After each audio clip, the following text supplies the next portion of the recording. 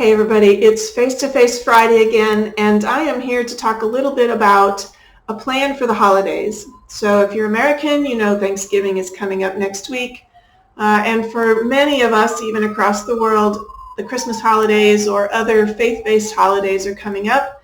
And we're coming close to the end of the year, and of course COVID is still raging.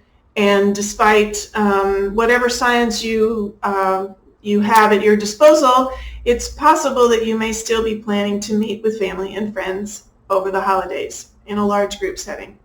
Not my recommendation, but I know it's going to happen. So I thought I would add a little bit of information and research for all of you to think about as you move into the holiday season, especially if you're getting together with family, which often has a lot of extra stress pressures, depending on the quality of your family relationships. So anyway, I'm going to share a screen. This is another trial run of another piece of software recording me today. And in this piece of software, I get to show you a slide. So I'm going to try this today and we'll see how it goes. So what I've been doing a lot of lately is rereading a lot of the research around the science of happiness.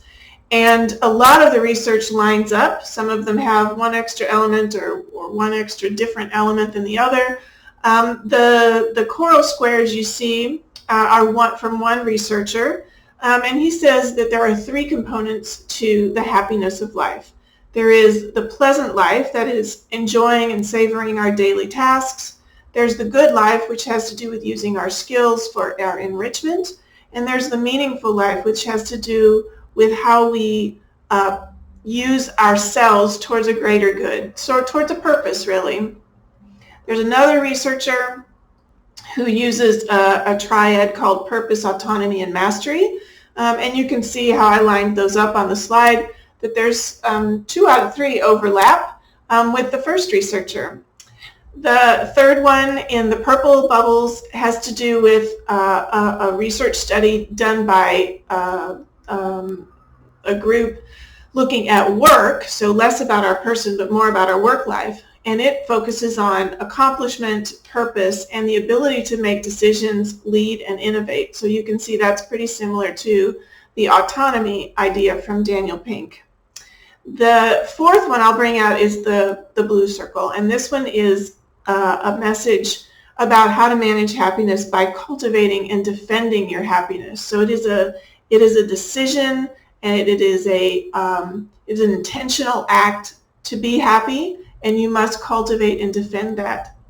So what happens is when we actually can figure out how to manage all of these things, when we can find purpose, when we can feel autonomy and grow our mastery, when we can learn to cultivate and defend our happiness, we end up feeling more appreciated. Our well-being goes up. We feel more energized. We have a greater sense of opportunity, and our engagement in our either in our work or in our home life goes up as well. And that's what I would suggest. What I would recommend for the holidays is if you can focus yourself on your happiness, if you can feel deep down that sense of purpose, if you can feel your independence, your autonomy, your ability to make decisions, if you can cultivate and defend your happiness, it is important.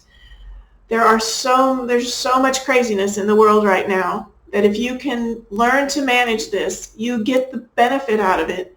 And when you get the benefit out of it, your engagement, your energizing, your sense of opportunity and well-being, you actually do make yourself healthy. So your ability to stave off, not the virus, so I'm not saying that, but your ability to stay healthier from things like the flu and colds and simple things like that goes up. Plus, you energize the people around you, and that's really important too, because right now we all need lots and lots of help to maintain our deep joy. There's a lot of craziness, so if we can help each other by boosting each other up, that's extra great. So as you go into the holiday seasons, whether the holiday is Thanksgiving next week or something in the coming weeks, Think about gratitude. Think about savoring the moment, savoring the turkey or the gravy, savoring your grandmother, savoring apple pie, savoring whatever is your favorite flavors and favorite moments with family and friends. To be fully present, not to wish you were somewhere else or to be dreaming where you'll be tomorrow, but really to just take in the moments that you have. It could just be on Zoom calls, guys. I know that. Some of you will be doing remote holidays, and that's painful and awful, and we will get through this. But even there, if you can be present in the moment, be totally there for your family and friends on the Zoom calls, be patient. Stress is high, tolerance is low. Be a role model, be a leader. I wish you the best for the holidays to come. This is my little plan for the holidays for you. I hope you enjoy it. Talk to you next Friday. Bye-bye.